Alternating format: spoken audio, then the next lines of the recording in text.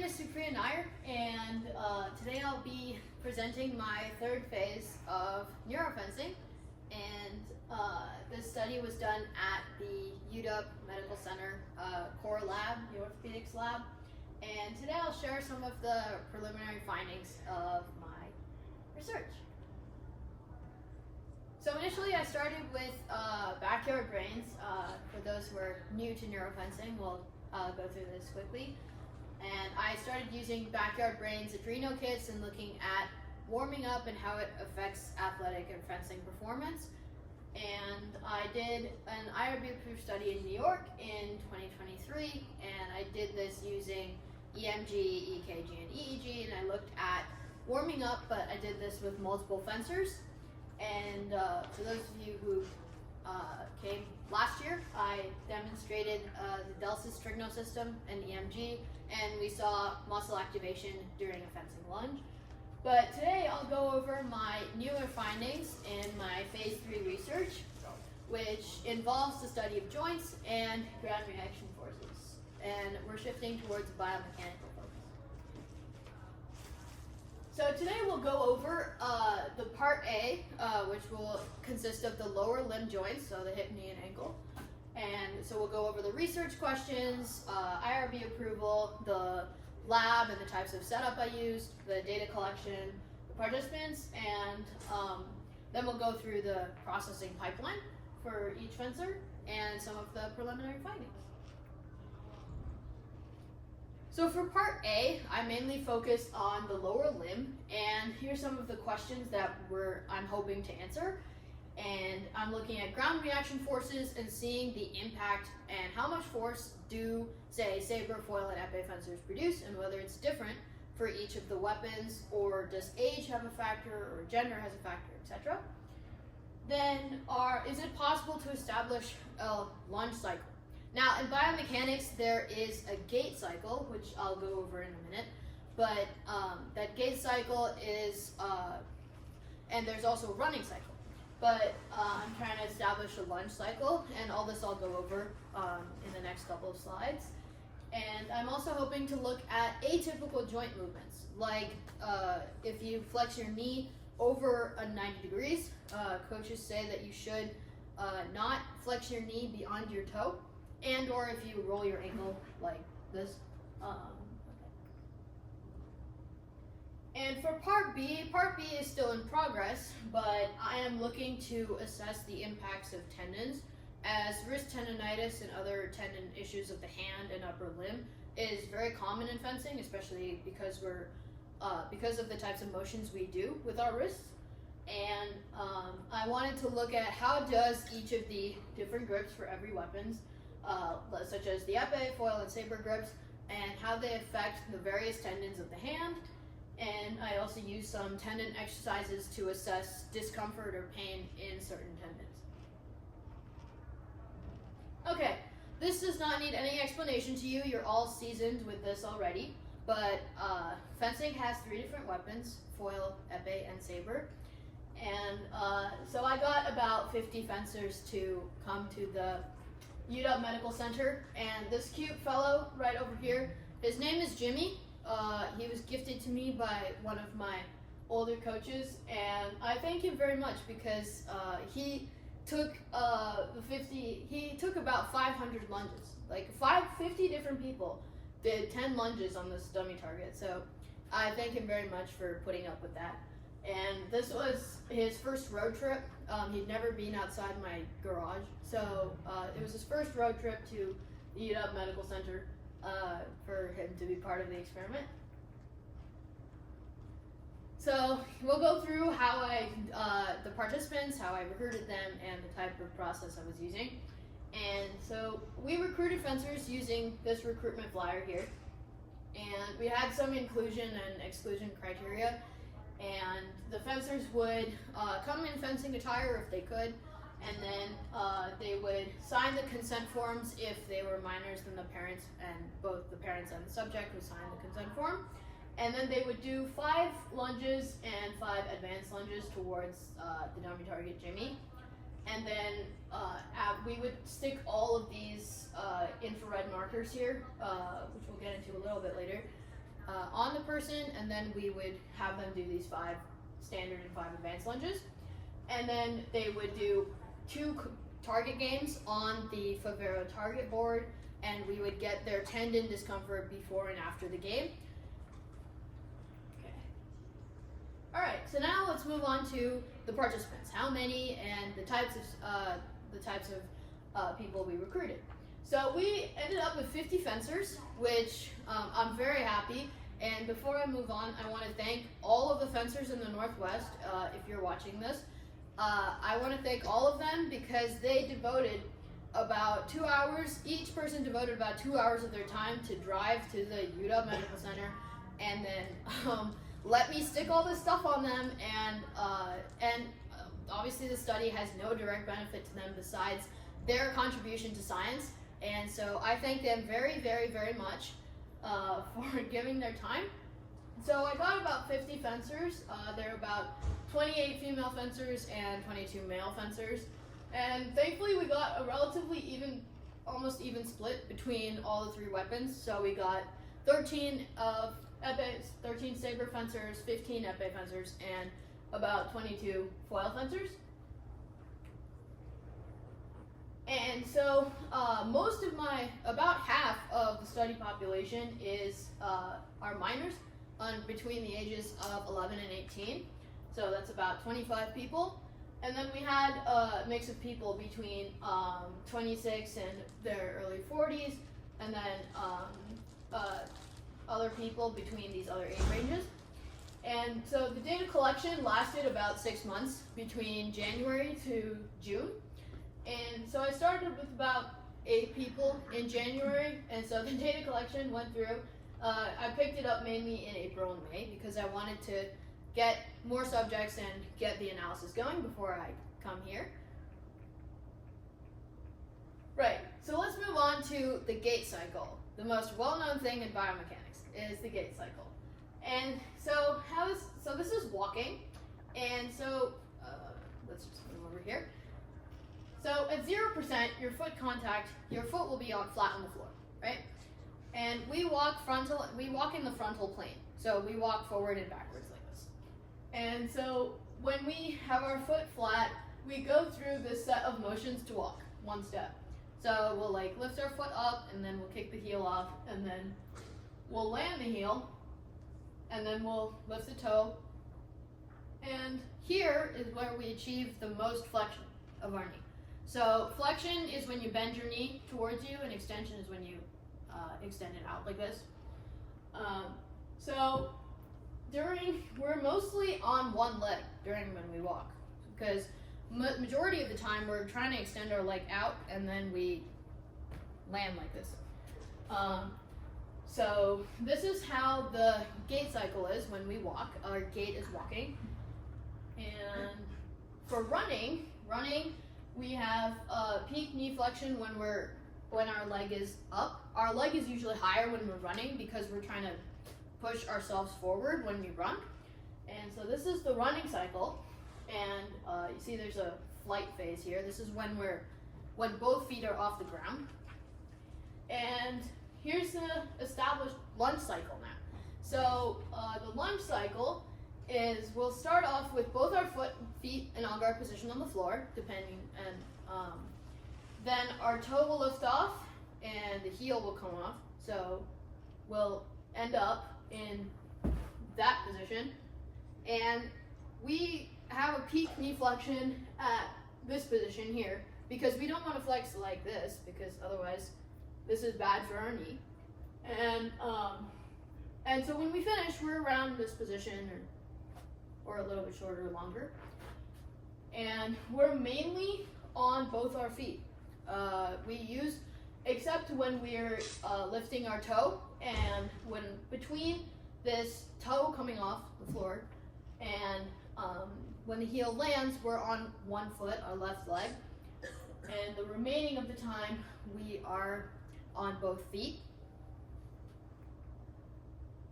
Okay, so before we get into the analysis, we'll briefly familiarize you with the anatomical directions. So fencing is mainly in the sagittal plane because we move side to side like this on the strip. And the frontal plane is where we walk and run. Like we don't walk like this. So this is the frontal plane, and the horizontal plane is this way. So and then we'll go through some of the angles of the joints. So for the knee, I think I showed this earlier. When you flex your knee, you bend it towards you, and then when you extend your leg. Then for your ankle, when you flex it towards you, that's called dorsiflexion, and when you flex it away from you, it's called plantar flexion. And for the elbow, this is pretty straightforward because your elbow can flex like this, and then you extend it out like this. So there's flexion and extension. And for your hip, it's just when you extend your leg out like this, so when your knee's extended, then if you move your hip towards you, this is flexion. But if you move it away from you, it's called extension. So flexion and then extension. Okay, so now to the actual data collection. So these were the markers that we used. So in the lab, there are 8 infrared cameras. It's not really clear where they are, but there are 8 infrared cameras in the lab, and these are all non-battery powered. They're just simple infrared markers that we use. And so I stuck on 60, there are about 60 of these markers. So you can see the positions on where they go, and here's some of the definitions of the markers. Like, for example, the left ulnar wrist will be right over here. So you have the A and B. So A and B is for anterior and the other side.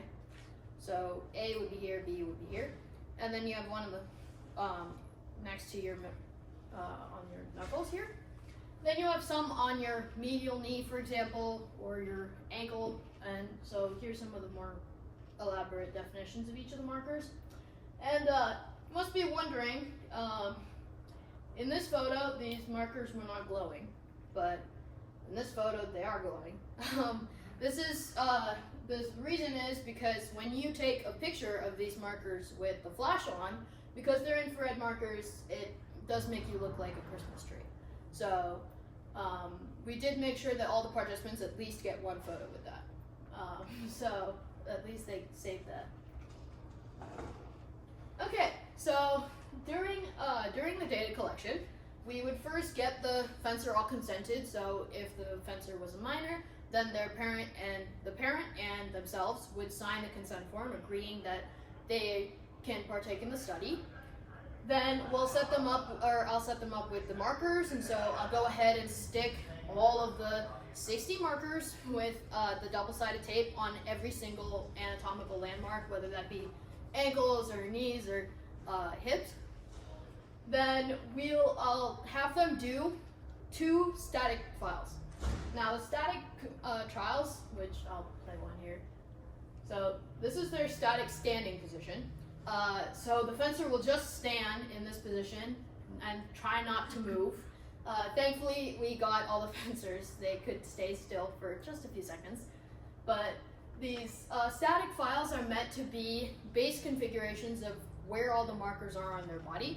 That way, when they're moving around, the system gets an idea of where the marker should be.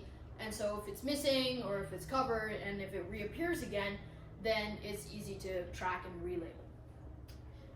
Then after we set them up, after they do these static trials, they'll do 5 advanced lunges and 5 standard lunges towards Jimmy, whom I showed earlier. And then after that's all done, and after the data is collected, then I'll have to label these trials. So the labeling, all these markers don't have assigned names. They're just placed on the specific joints. So labeling is when you assign a name to that specific marker. So for example, the marker here in our template is called RAIS, or right anterior iliac crest. So that'll be right about there. So we'll assign all the names and label all the markers, and then we'll apply we'll export all of these files to a software called V3D, or Visual 3D, which is used to analyze joint angles, forces, velocity, etc. And we'll apply the model template, which which I would have made beforehand, so that we can create the bony segments. Now, these segments are very important because these segments allow you to create and calculate joint angle. Now, the segment is basically a bone, so you have a thigh segment, which is just your femur, and your shank, which is your shin bone. And so the joint angle is calculated by taking what's in the middle of the segment. And in this case, what's in the middle of the thigh and your shin is your knee.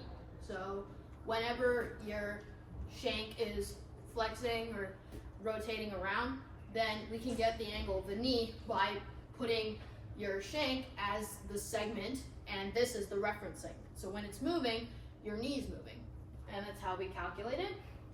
And after we do all the segmentation and things, then we can calculate as many metrics as we want, like angles and the ground reaction forces. And before I go ahead and talk about that, these plates in the bottom are force plates.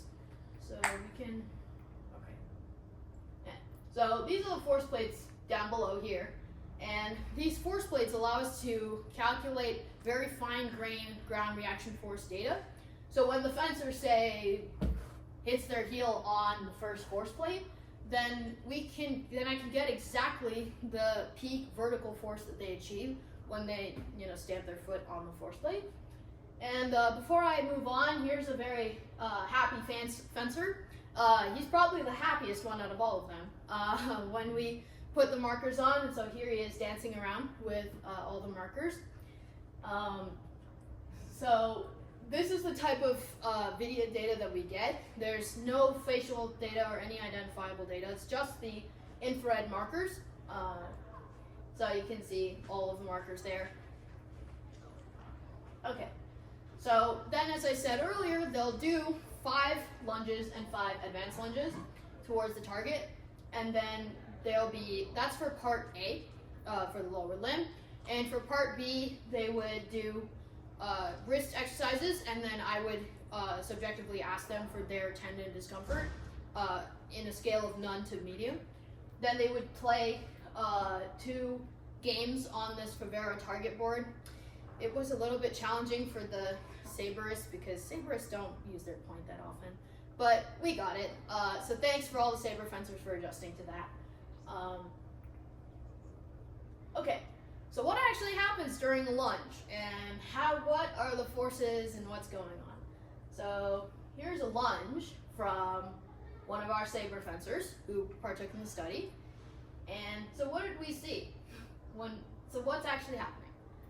So this first peak here is when they're, okay, I can't exactly play this video and show you, but when they're here. When their left leg is bent and their right leg is off the force plate, that is what this small peak is. And this peak is occurring on this second force plate here. So when their right leg or dominant leg is off the force plate and in the air, and the left leg is holding the weight so that they can propel forward to cover distance, that is this first peak at about 500 or so newtons.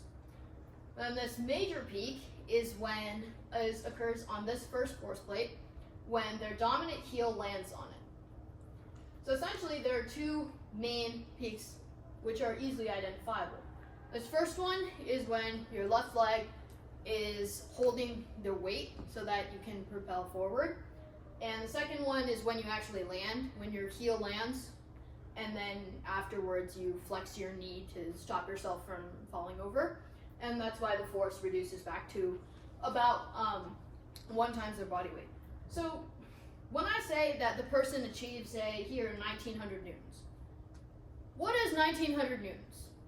Well, if the fencer, for example, is 130 pounds, for example, then I can calculate their body weight in newtons. So, for example, for 130-pound fencer, their body weight will be about 800 newtons. So if the fencer is able to achieve 1900 or 1800 newtons, that's about 2 or 3 times their body weight, which is a lot of force, especially on their knee joint, and especially because they're landing at almost a 7 to 10 degree angle, which is quite almost straight. And so here's an advanced lunge. So go ahead, and so that was the advanced lunge. And so then there are 3 peaks here. 1, 2, and 3.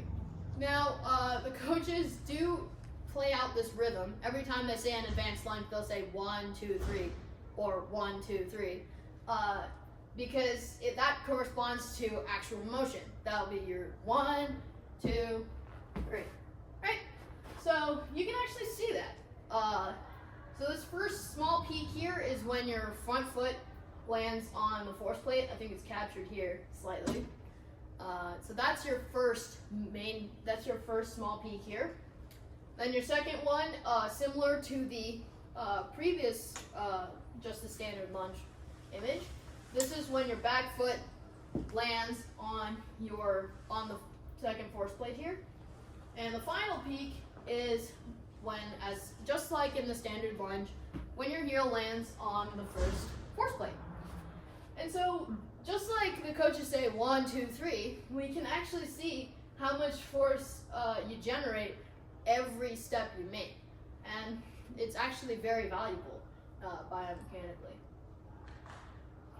Okay, so now we've talked a lot about forces, and we have a context of what a lunge and what an advanced lunge looks like in terms of the force that you're able to generate. Now let's talk about angles. In this case, we'll talk about the dominant knee angle in this case, and I believe this is a right-handed fencer, so this will be their right knee. So what is this? Like, how do we explain this? And so you've all seen a video before. So we see that there is this really tall peak up here. Now, one thing I want to make clear is that the smaller values indicate extension.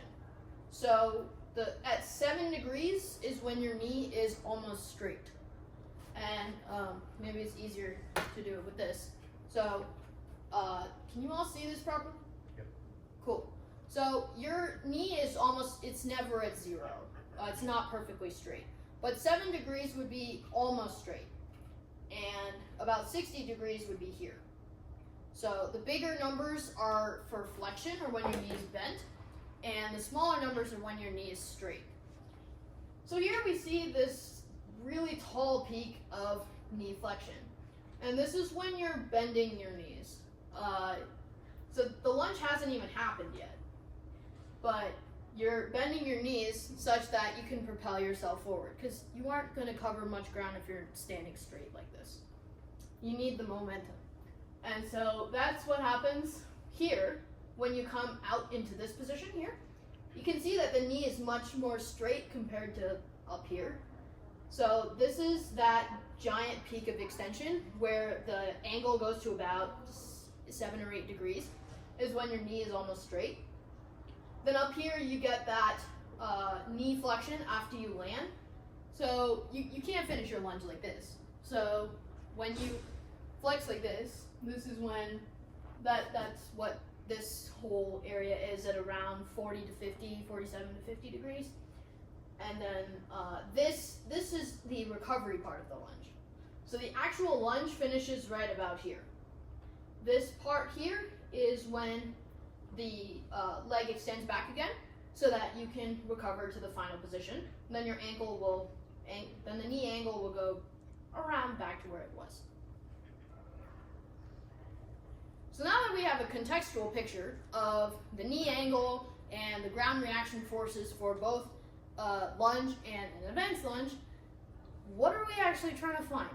And so I'm trying to look at the ground reaction forces between this regular and the advanced lunge, and seeing whether there's a difference across foil, epee, and saber fencers, whether younger people can generate more force than senior fencers, or age, gender, etc. Then we talked about the gait cycle and the running cycle, as well as the lunge cycle. And then we'll also talk a little bit about atypical joint movements and some more of the joint angles, and we'll dive more into the preliminary findings from here on out. So here for saber, this is a saber on guard position from one of our saber fencers, and this is their final fencing lunge. They're making a cut to the mask, so there's no mask here, but that's where they're cutting to when they finish. Okay, so these top lines here are so before I even go there, the force is a term. There are many directions. Force is directional.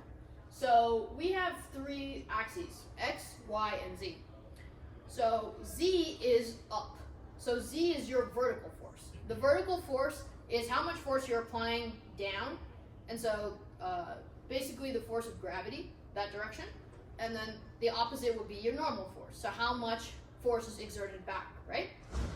So that's these top 2 lines. That's the vertical force. And these bottom lines here are the forward-backward force. So because we move in a side-to-side in the sagittal plane, which is this plane, when we lunge, we are applying force this way. Our body is applying force this way, which allows us to move forward. But a force is also being applied backwards, right? Because otherwise, if there was no force applying backwards, we would just keep going forward endlessly, and then we would fall over. So obviously the force is not equal, because otherwise we would not be moving. Like for example, I'm just standing here, but I'm applying force forward as well as backward. But because they're at equal, they cancel out, which is why I'm not moving in any direction. But if I'm moving forward or backward, then that force is off balance, which is what allows me to move either forward or backward. So for the vertical force, for saber fencers, on average, they produce about 2 times their body weight. So that, for about 130-pound fencer, that would be about 1,600 to 1,800 newtons worth of force. But let's just say it's 2 times their body weight. And we can see that the advanced lunge is slightly greater than the standard lunge, although not by much. Then for the forward-backward force, the advanced lunge there's a greater amount of force to stop you from moving forward for the advanced lunge than there is for the standard lunge. And this makes sense because we're coming in with a greater amount of momentum because we've taken this extra step. And then when we make the lunge, there has to be a greater amount of force to slow you down so that you don't fall over. And that could possibly lead to injury. Okay, so there's a lot, so we're going to break this down. So this first chunk here, these first 3 charts here, are for a regular lunge, so there's no advance, just a regular lunge, and for vertical force, so this is your up-down force. So we can see that the female fencers have a greater ground reaction force up-down for saber for this standard lunge compared to the males. So we can see that the females produce around 2.5 times their body weight, around that, and then the males produce a slightly smaller amount. Then for age, this is age by force.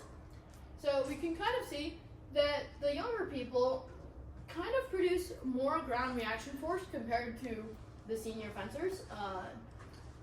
As you can see, there's a big cluster between the 10 to 15 age range, up in the 1 to 1.75 times their body weight, and the lines coming out of each dot is 1 fencer. And so the lines coming out is the standard deviation. So sometimes they may produce and so for example, one person produce 1.75 times their body weight, or below that. It's just a spread. Then there's their weight. So we can kind of see overall that for the standard, and this is for advanced, for vertical, this top row is vertical force, and the bottom row is forward-backward. So we can kind of see that females overall produce greater ground reaction force in saber than males do, which is quite interesting. Now let's look at the knee angle. So before I go into knee angle, it's quite useful to know how it's calculated.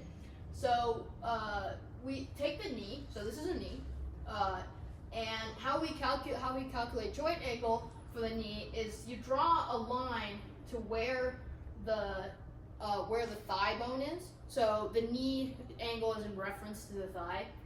So you draw a line down like this, and then the angle between that line and the tibia is what the knee angle is.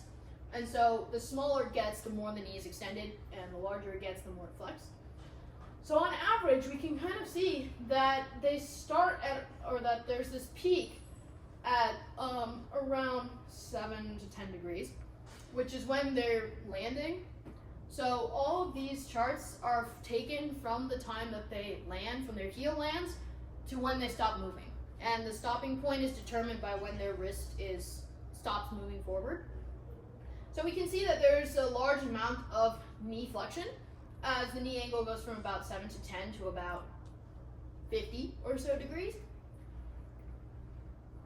And here we can see that for saber, the male fencers have a higher knee angle by a significant margin compared to the female fencers.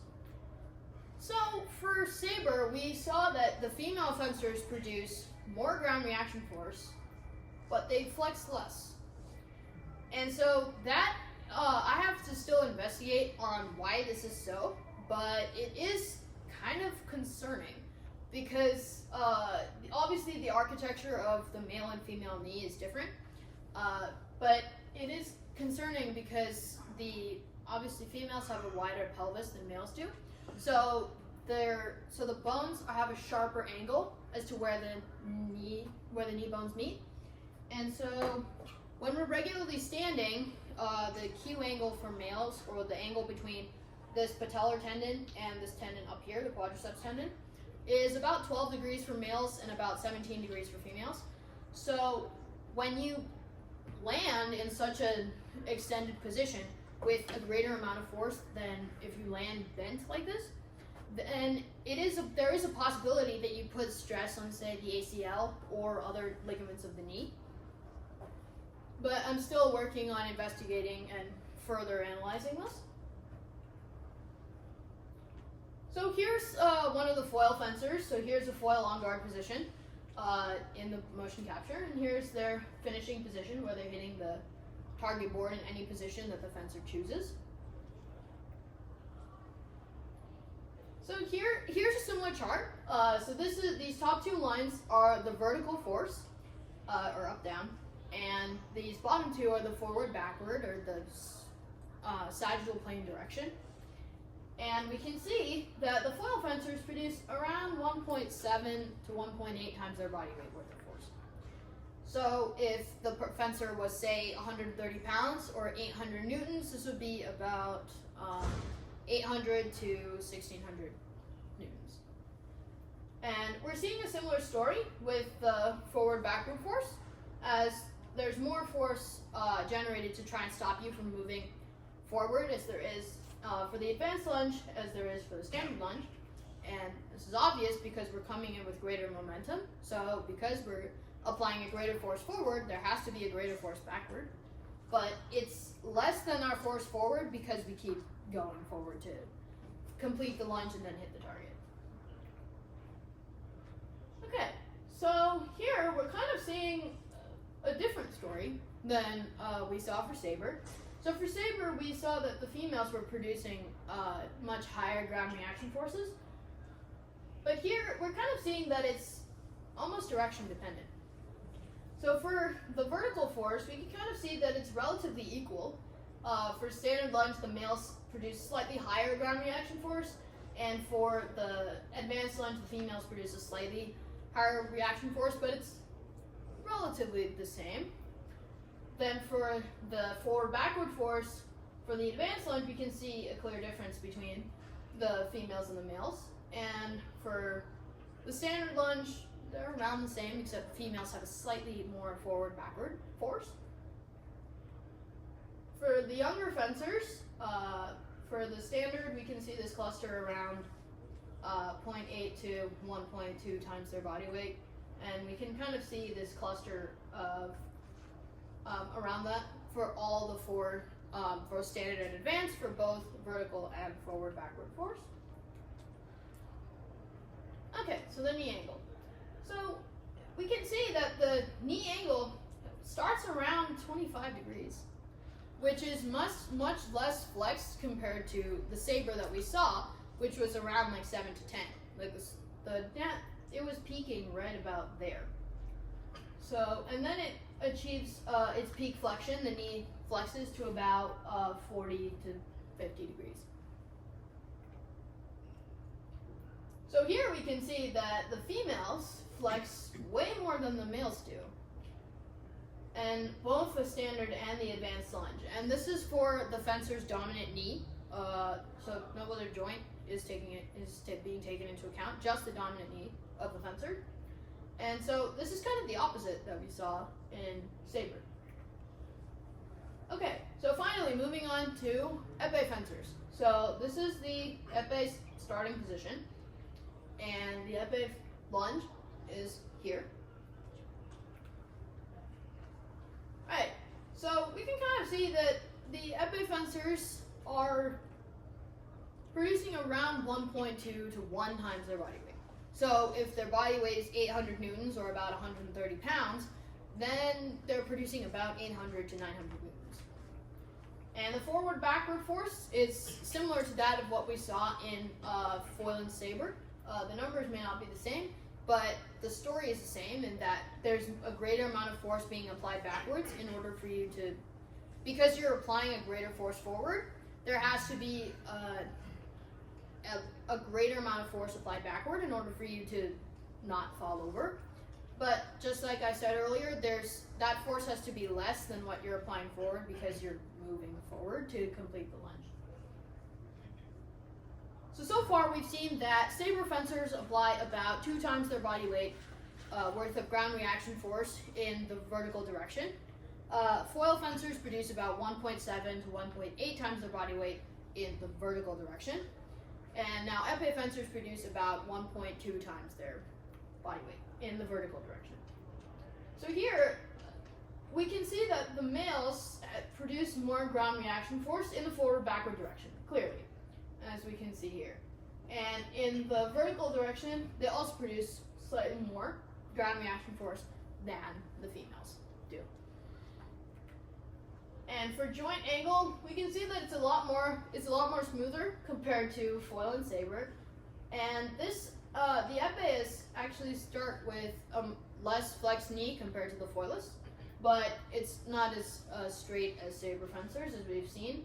So their peak extension is about 17 or 50, between 15 and 20 degrees, and they end up in around 45 or so degree flexion angle.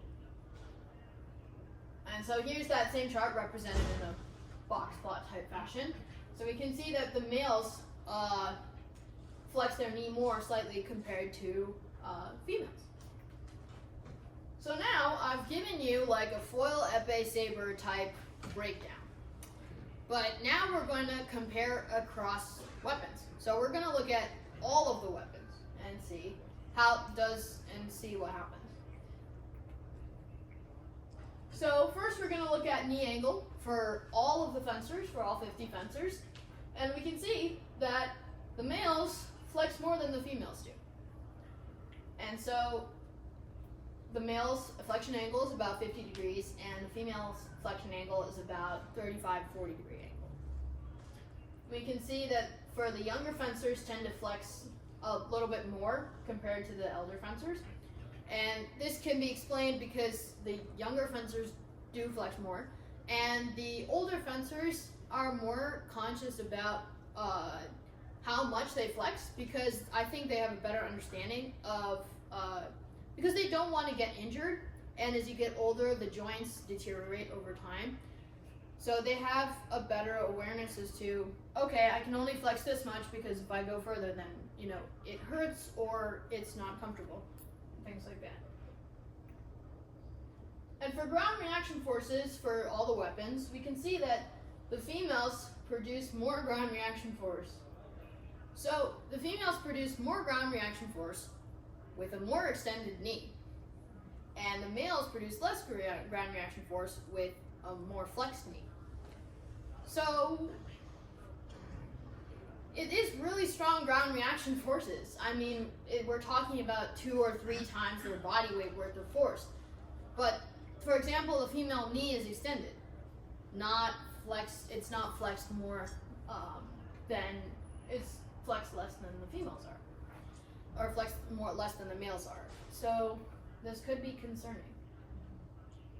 So far, as a summary, we've seen that there is a difference between how much force you apply between a regular lunge and an advanced lunge.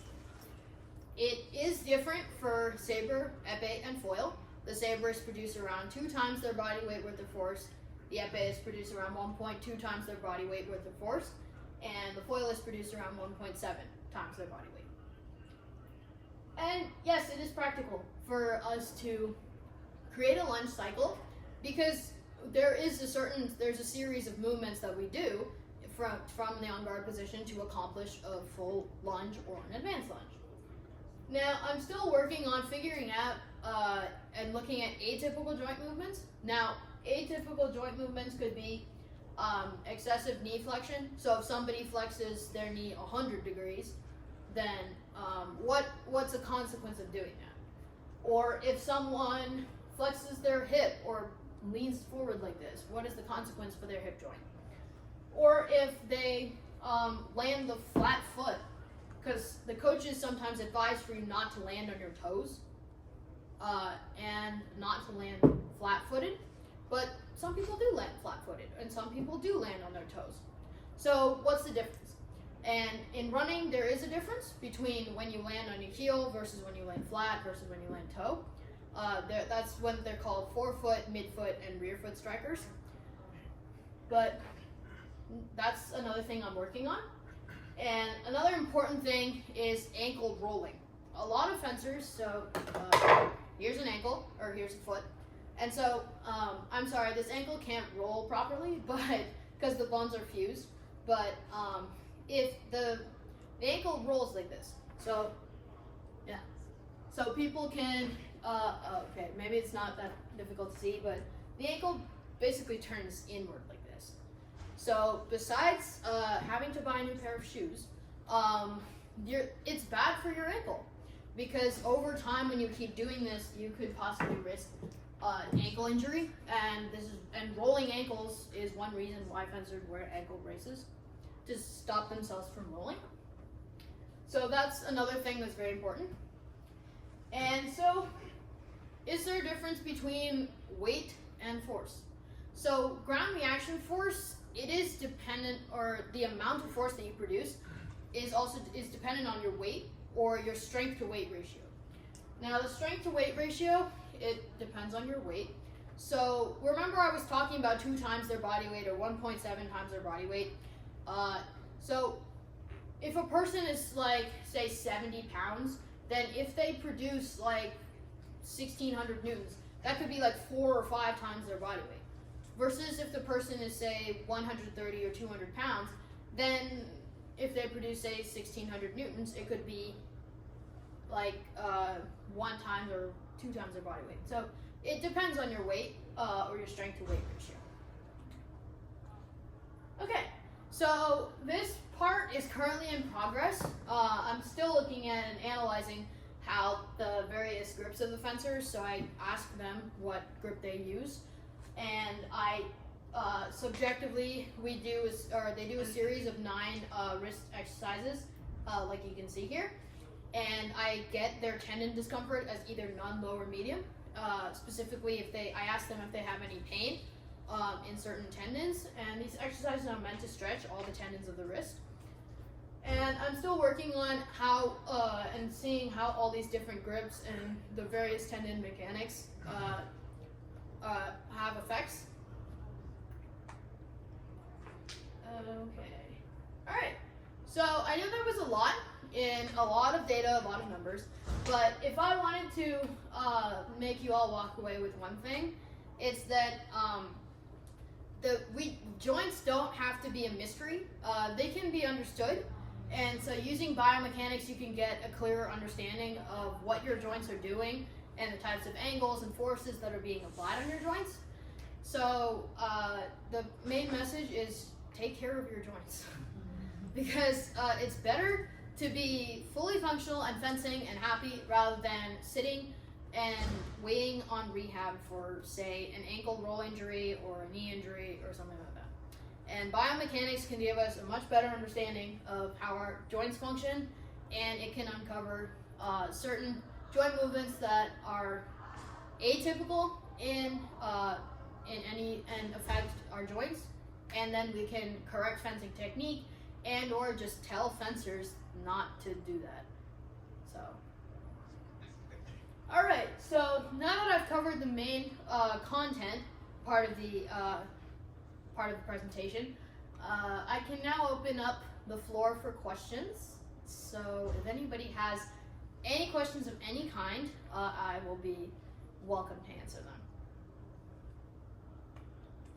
So.